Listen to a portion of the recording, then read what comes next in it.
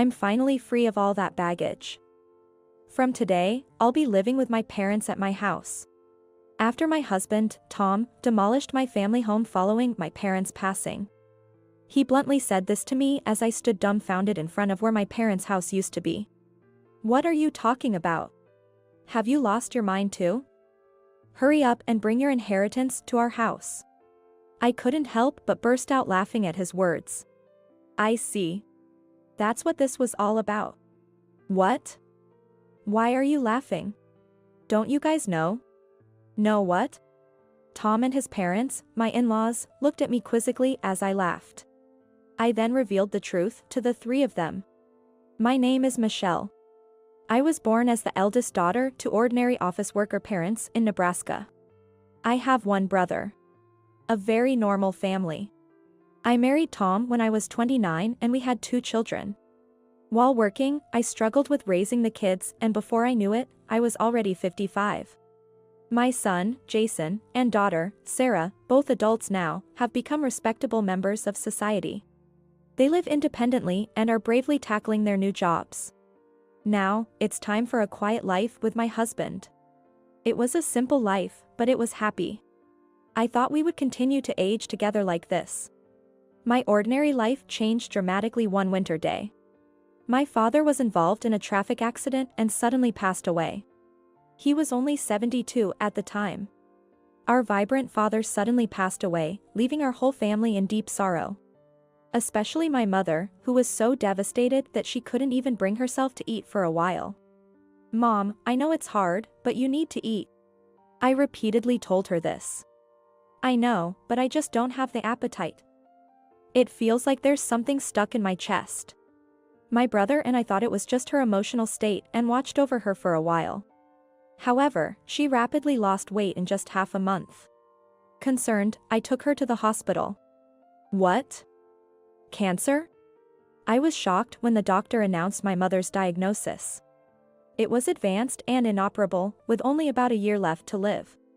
I haven't even been able to repay my parents yet. Just as I was coming to terms with my father's absence, now my mother too. I was even more devastated than anyone else by my father's death. However, there was no time to grieve forever. My brother lived far away and couldn't be relied upon. Therefore, it was up to me to assist my mother. I immediately told my husband, Tom, that I wanted to live with my mother. I couldn't leave her alone, both psychologically and physically, in her illness. But Tom's reaction was unexpected. What? We just finished the funeral, and now I still have to be bothered by your parents? Tom said this with a sigh of frustration. Don't talk like that. Why do I have to live with her? Isn't it enough to just pick her up and drop her off at the hospital? I think she's feeling lonely. If it's not possible, maybe I could live at my parents' house alone for a while? I suggested this. Then Tom responded angrily. What? What about my meals while you're gone? I'll come to cook, of course. And who will do the cleaning? The laundry? I was momentarily speechless. I intended to do what I could, but I wouldn't be able to manage everything as before. It hurt to be challenged on this. I couldn't argue if he said that my desire to care for and nurse my mother was selfish. Surely my mother would insist on not troubling me and say everything was fine as it was. But I desperately wanted to show filial piety. Fine, but don't expect me to help with anything. Tom grudgingly agreed. Though he had an arrogant attitude, he eventually gave in. Thank you, and I'm sorry. I thought his behavior was terrible, but he did agree to my request. I suppressed my desire to retort and thanked him. Despite some arguments, Tom and I started living with my mother at her house. We originally lived in a company-owned apartment provided by Tom's employer. Tom is an only child. Since his father particularly wanted to live with us, there were no plans to buy our own home. And we were scheduled to live with his parents eventually. For now, the company apartment was convenient for commuting and not a heavy financial burden at only about $300 a month. However, moving to my parents' house meant no more rent and a larger living space. I believe the cohabitation wasn't entirely disadvantageous for Tom. True to his word, Tom didn't help with anything, but I was glad to be able to live with my mother. She seemed well, but often appeared tired and spent much of the day lying down. I prepared my mother's meals, fed her, and managed her medication. Doing all this alone would have been impossible for her. Thank you, Michelle. I'm so grateful you're here with me. And we should thank Tom too. My mother repeatedly expressed her gratitude. Since I hadn't told her about Tom's harsh words, she was also grateful to him. One day, after my mother had gone to bed, Tom returned home. As I served dinner, I started about Mom's treatment. Tom glared at me and cut me off. I don't know anything about that. I told you I won't help. I, too, sometimes wanted to share my worries or seek advice. I just wanted Tom to listen. But his attitude didn't change, not after a month, not after 2. He constantly complained about living together, acting as if he had done something noble, and his behavior worsened day by day. But there was nothing I could say about it. The stress of worrying about my mother and being considerate towards Tom was building up. When the 1-year prognosis was approaching, my mother's health rapidly deteriorated, and she was hospitalized. 3 days later, she passed away. Even though I had prepared myself, I was deeply grieved. My brother's family and children came to support me right away, but in times like these, you really want your spouse by your side. However, Tom was laughing in a corner with his parents, not helping with the funeral arrangements. My brother took on the role of chief mourner, and we managed to prepare for the funeral. But Tom, who should have been sitting in the family section, was at the very back of the relatives area. I wish Tom would sit in the family section.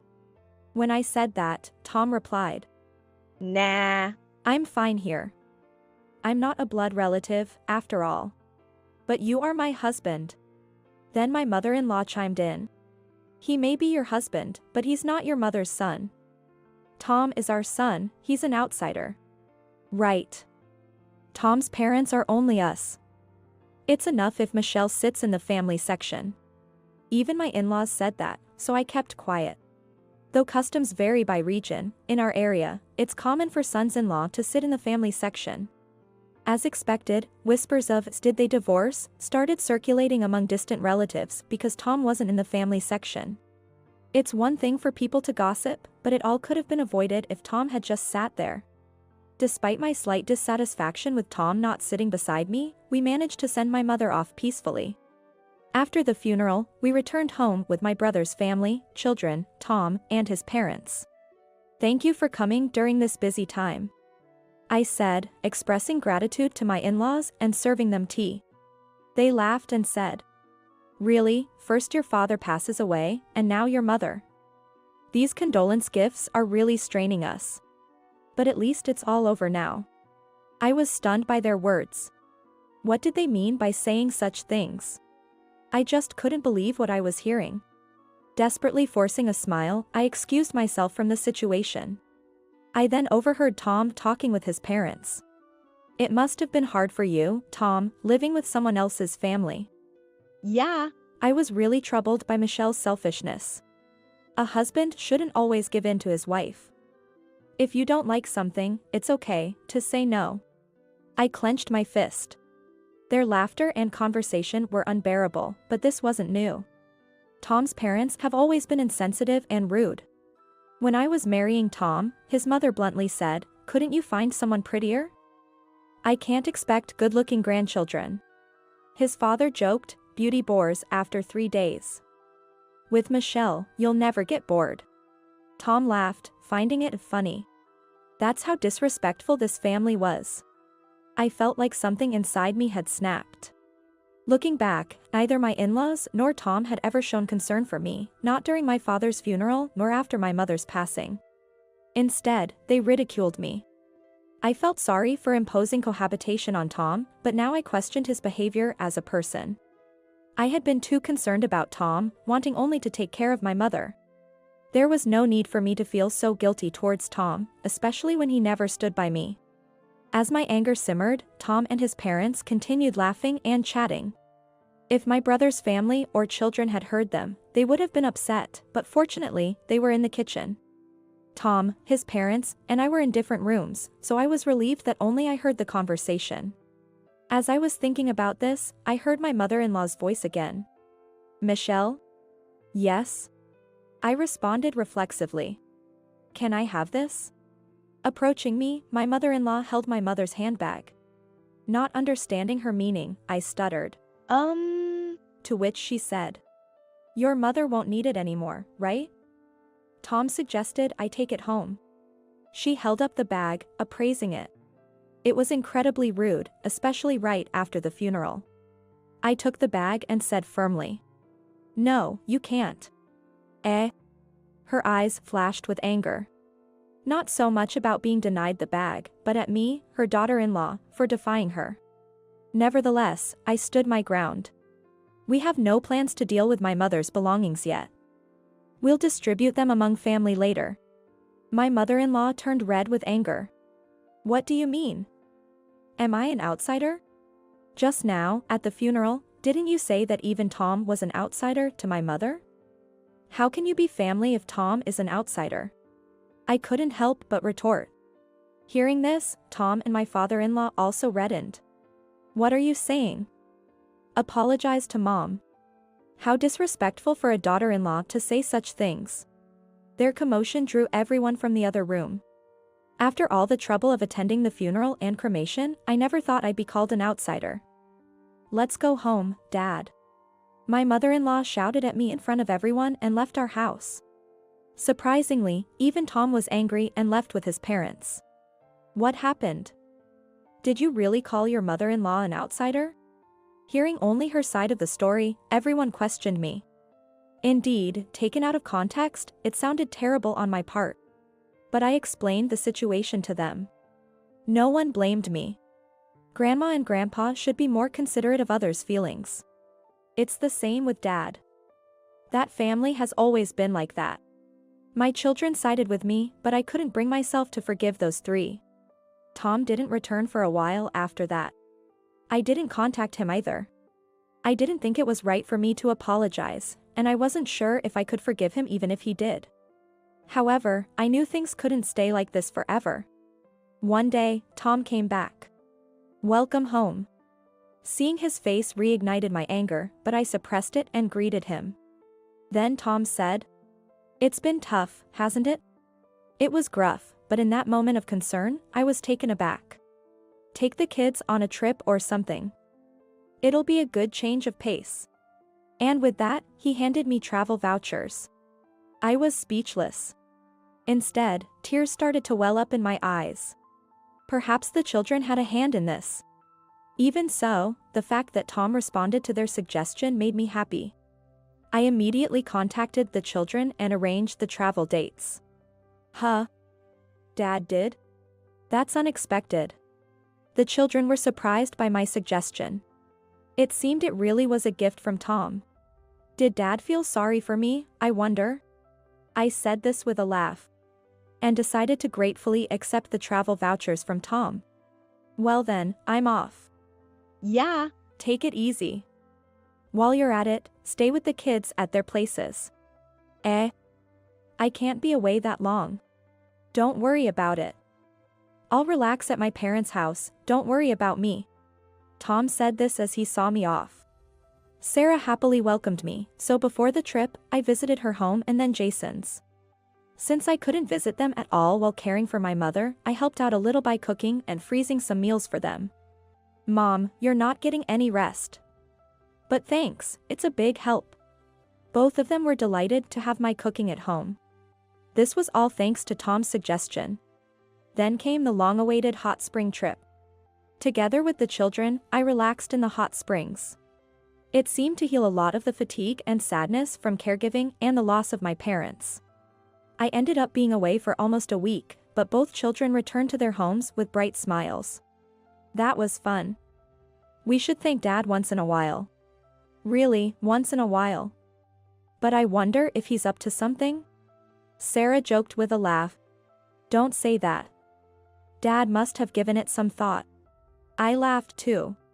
When I got home, I planned to share all the memories with Tom, thinking of making our future life together happy, as we headed back to our house. However, when I arrived home, I was speechless. What's going on? The house is? I looked around in confusion, verifying my location. Despite recognizing the familiar place, the house that should have been there was gone. Then, out of nowhere, Tom appeared. Behind him stood his parents. Seeing me standing dumbfounded, they all smirked. "Tom. What's going on?" I asked Tom. Then, with the same eerie smile as his parents, he said, "I'm finally free of all that baggage. From today, I'll be living with my parents at my house." "What are you talking about?" Tom spoke arrogantly, and I replied calmly. Then he opened his mouth. "Have you lost your mind too? Your family home has already been demolished. Bring your inheritance to our house quickly. What you've inherited belongs to Tom now." "I see." The disappearance of the house was Tom's doing, and the reason was for the inheritance. After thinking of our future on my way home, what a betrayal this was.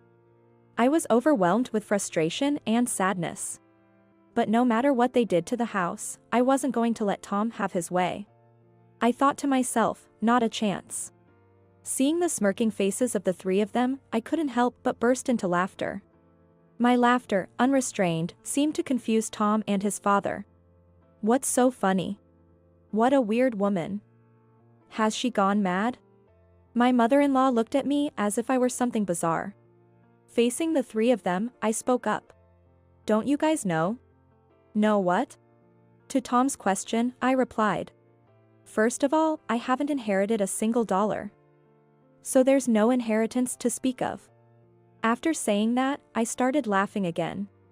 They must have mistaken me for someone wealthy due to an inheritance. Their self-devised plan and actions, based on their own assumptions, were just too laughable. "What do you mean? Explain yourself." Tom demanded an explanation. But I chose to remain silent. I felt no need to enlighten them. Before that, I'm not going to live with strangers. If you want to cohabitate, do it alone. Refusing his initial proposal, my mother-in-law burst into anger. "You helped your own parents with housework, but you can't do ours?" There were reasons for that, as you well know. I agreed to live together. I told you I didn't need to live together. Have you forgotten you chose to live together because you didn't want to do housework? Tom and his mother were left speechless by my rebuttal. And anyway, demolishing my family home without permission. There's a line you just don't cross. I yelled at the three of them right then and there. And then, I left the place. Behind me, Tom's voice yelled, "Where do you think you're going?" But I didn't look back. I had to secure a place to sleep for the night and really didn't want to see Tom's face anymore. I immediately consulted with my lawyer, David. Demolishing a house isn't something that can be done so easily. The house was still in my mother's name. When I wondered which company undertook the demolition, an unbelievable truth came to light. Tom and his father had personally demolished it. His father's acquaintance in the demolition business helped, and they even rented heavy machinery, all well prepared. Moreover, the gift of travel vouchers was just a ploy to get me out of the house. The realization that I had been completely deceived brought me to tears of frustration and embarrassment. Is there any way to punish the three of them? I asked David through tears, to which he kindly smiled. Tom can be charged with destruction of property since he demolished a house in your mother's name without consent, and we can claim damages. Let's start by getting a proper apology from Tom and his parents. I nodded at his words. David promptly started the necessary procedures. A few days later, Tom called in a fury after receiving the legal notice. What's this content certification about? Oh, you got it? Since you destroyed an important house, you need to compensate for it. Compensate? We said we'd move into your family home. We demolished a house that no one was going to live in. Instead of compensation. You should be thanking us. Now bring the inheritance and come back home quickly. Tom arrogantly said that. Destroying it without permission and expecting thanks? Don't make me laugh. And about coming home with an inheritance. How can there be an inheritance when I didn't inherit anything? I shouted back over the phone. Tom didn't say anything in response, just fell silent. It seemed he was taken aback by my yelling, as I rarely raised my voice. The reason I laughed when the house was demolished was precisely this. I had a whole year to spend with my mother. Of course, we talked about the inheritance. That's when I said, I don't want anything. Give it all to my brother. As a result, my brother inherited all the cash and securities. My brother then said that I could have the house. He lived far away and couldn't manage the property. If I didn't live there, he suggested renting it out. So, I was supposed to inherit the house. Anyway, either you and your father restore the house to its original state, or pay the amount written there. That amount. I'm trying to settle this amicably. Well, if you can't pay, I'll file a criminal complaint and sue you. I said firmly. I'm sorry. I didn't think you'd be this mad. Of course, I'm mad. Tom began to make excuses. He seemed to have thought that if my family home remained, he wouldn't be able to live with his parents. Especially his father, who had always wanted to live with Tom. It seemed that they were fond of Jason and wanted to live with him. Tom rejected this idea because it would make his commute difficult, but his parents thought I was the one opposed to it. So, he destroyed my family home to force me to move in with him and his parents. But how could I forgive him after being told this? So please, let me off. I didn't mean any harm. My dad's remorseful too. If he's remorseful, all the more reason to accept the settlement. I said this and hung up the phone. Tom kept calling and messaging, apologizing. If you're sorry, then transfer the money quickly.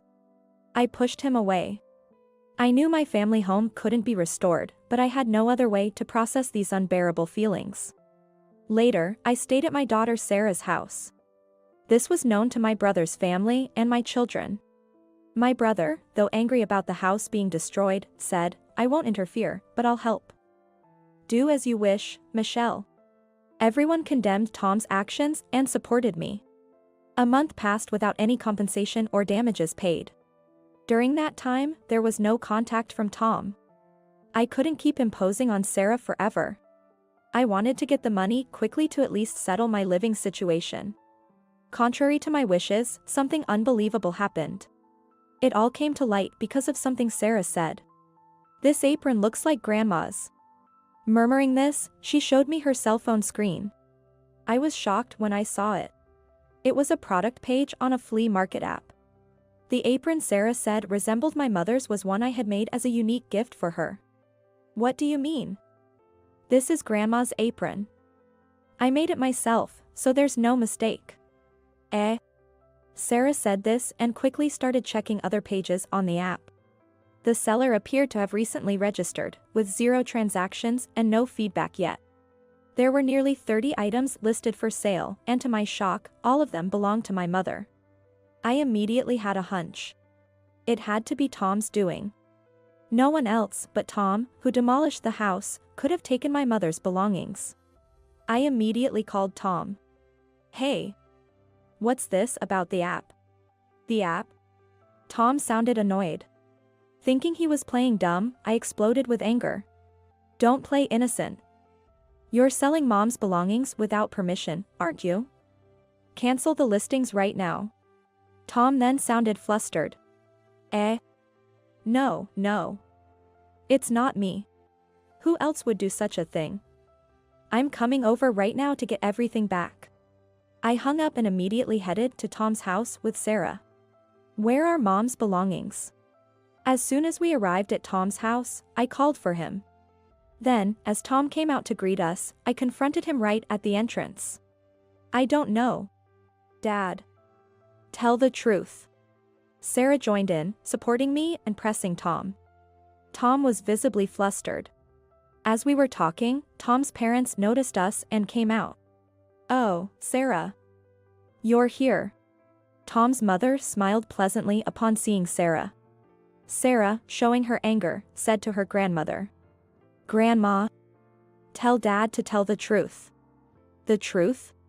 The belongings of Grandma who passed away recently, Dad seems to be selling them. Hearing Sarah's words, Tom's mother laughed. Tom frowned in confusion, repeating, Really, it's not me. Then his mother exclaimed loudly. Tom selling them? That's impossible. But. Because it's me who's selling them. Her words made my blood run cold. Tom must have known. He looked at his mother with a face that screamed trouble. Despite Sarah's apparent shock, the mother-in-law seemed cheerfully oblivious. "What did you say?" "It's a bit challenging, you know? I have to package things carefully, take good photos." Seemingly oblivious to the fact that she was selling stolen items, she cheerfully talked about the app. "Cancel the listings. Those aren't grandma's to sell as she pleases." Sarah, turning red and teary, pleaded with Tom's mother. But she seemed displeased. "What's the big deal? I finally found a hobby I enjoy. I use what I can and sell what I can't. It's good for preventing dementia, isn't it? I'm the only grandma left now, so Sarah, you want me to stay healthy and live long, right?" She said this nonchalantly. Despite my pleas, there was no sign of remorse. "But if talking doesn't work, I have no choice but to take action. Sarah, let's go home." "But..." "Just come on." I dragged Sarah out of the house with me. And then, we immediately headed to the police station. I hadn't planned on filing a report for the destruction of the house, but theft is a different matter. When I explained to the police that my mother's belongings were stolen and being sold without permission, they quickly took action. And the mother-in-law's account on the flea market app was suspended. At least that ensured nothing more would be sold. On the way back from the police station, I called Tom. "I got your mother-in-law's account suspended. You knew about this, didn't you?" "You're complicit." "No, I've filed a report about this incident. Please cooperate with the investigation." Tom panicked at my words. "What?" "But we're family. Please withdraw it. Strangers, right? I still haven't received any compensation or damages for the house you destroyed, and I see no remorse from you." Tom was at a loss for words to my angry retort. But I'm not heartless. Despite everything, I have a history with Tom. Sighing, I said. "I'll wait for the money, but I won't forgive the theft. I want everything returned. And Tom, your father looked quite unwell. Has he been to the hospital?" "What?" "I'm not a monster, so I just thought I'd mention that." With those words, I ended the call. I had just seen my father-in-law after a long time. He was almost voiceless, and he had become so thin that it was hard to believe it had been only a few months since we last met. His complexion was beyond pale, it was deathly ashen. It was clear he wasn't well. But that family probably hadn't noticed. A mother-in-law nonchalantly selling stolen items, and Tom, who only acts tough in front of me. They lack any concern for others. The next day, Tom's father called me. I thought he might thank me, but it was the opposite. "Why are you treating me like a sick person? Planning to dump me in a hospital to get rid of me? I have to protect your mother and Tom from you." "I'm not going to any hospital," he scolded. I was worried about him, and this is what I get? I apologize for overstepping. I was just concerned. Humph. Unlike your parents, I'm not weak or short-lived. Don't make a fool of me. His words angered me, but a few days later, it seemed he finally felt off enough to visit the hospital. The diagnosis was terminal cancer. Panicked, Tom called me. "Dad has terminal cancer. What am I going to do?" I snorted in response. "I don't care. Remember what you said when I advised you to go to the hospital? I'm not weak and short-lived like your parents. Deal with it yourself." "How could you? I never thought you would be so heartless." "Who's heartless? Did you ever offer a kind word when my mother was ill? Reflect on your own actions." With that, I hung up. As expected, Tom's father passed away not long after. As a human being, I didn't want to harbor negative feelings towards the deceased, but recalling everything he did and said, I couldn't shed a single tear. After his funeral, a will was found. Despite his previous claims of not being short-lived, I was astonished at how well prepared my father-in-law was. "The house will go to my grandson, Jason. The rest of my assets will be split between my wife and eldest son," the will stated. I was surprised to see Jason's name mentioned. I recall my father-in-law had a particular fondness for Jason, always saying he wanted to live with him. He must have wanted Jason to live in the house even after his passing. For Jason, this seemed like a nuisance. You should renounce the inheritance. You don't need such a house, I told Jason. However, Jason was happy to inherit the house. The inheritance tax alone made it seem like there was no benefit for Jason. But I thought it was a troublesome legacy. If he's happy, I shouldn't say anything. As per my father-in-law's will, Jason inherited the house. My mother-in-law was delighted and paid the inheritance tax. It's only natural, he's our successor, she said. Well, she wasn't wrong. I felt a bit down, like Jason was taken from me, but then something unbelievable happened. Come to our house. Upon receiving that message from Tom, I immediately went to my in-laws' house. There, like me once, stood my mother-in-law and Tom, dazed in front of their house. On the property were heavy machinery, trucks, and employees of a demolition company. And before our eyes, the house was being demolished. What's going on? It's my house. I can do whatever I want with it. Jason appeared out of nowhere, looking satisfied as he watched the in-laws' house being demolished. Jason. What are you doing? Stop it right now. Even if we stop now, we can't live in it anyway, he responded. Jason, how could you do this? My mother-in-law and Tom pleaded with Jason. But Jason just laughed.